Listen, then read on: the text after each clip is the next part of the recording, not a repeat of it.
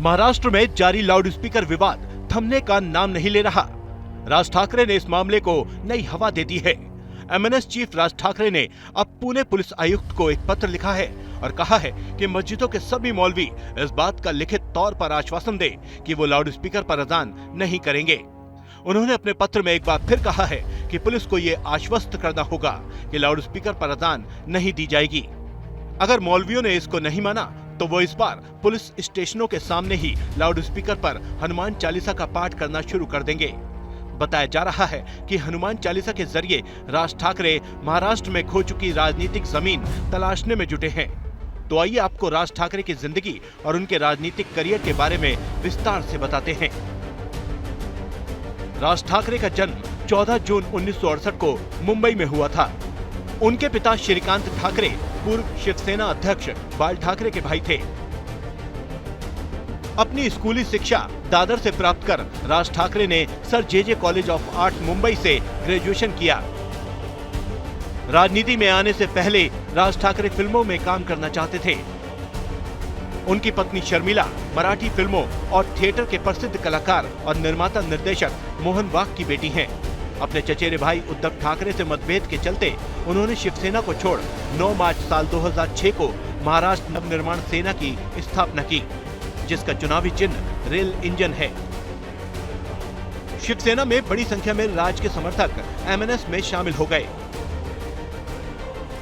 अपनी पार्टी की स्थापना करने से पूर्व राज ठाकरे शिवसेना के प्रमुख नेता और सक्रिय कार्यकर्ता थे। 1996 में उन्होंने मराठी बेरोजगार युवाओं को रोजगार देने के लिए शिव उद्योग सेना की स्थापना की। इसके लिए धनराशि इकट्ठी करने के लिए उन्होंने भारत में पहली बार माइकल जैक्सन का कार्यक्रम आयोजित किया था।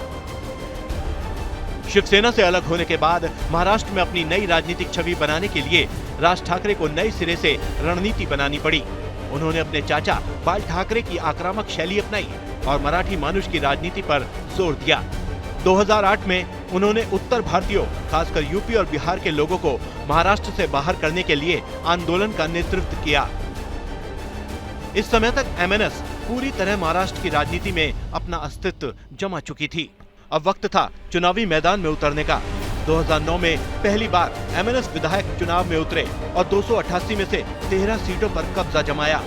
लेकिन 2014 के विधानसभा चुनाव में वो महज एक सीट पर ही सिमट गई। पार्टी लोकसभा चुनाव में खाता भी नहीं खोल पाई। 2017 में हुए बीएमसी चुनाव में भी एमएनएस को कोई फायदा नहीं मिला।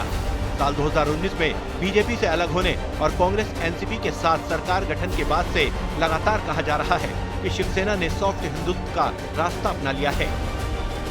राज ने इसी मौके का फायदा उठाने की कोशिश की है।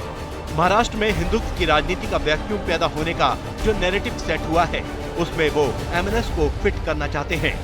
इसके जरिए उन्हें पूरे राज्य में स्थापित होने में आसानी होगी।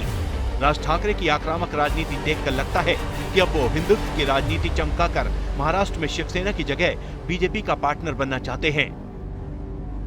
Bureau report, Republic Bharat.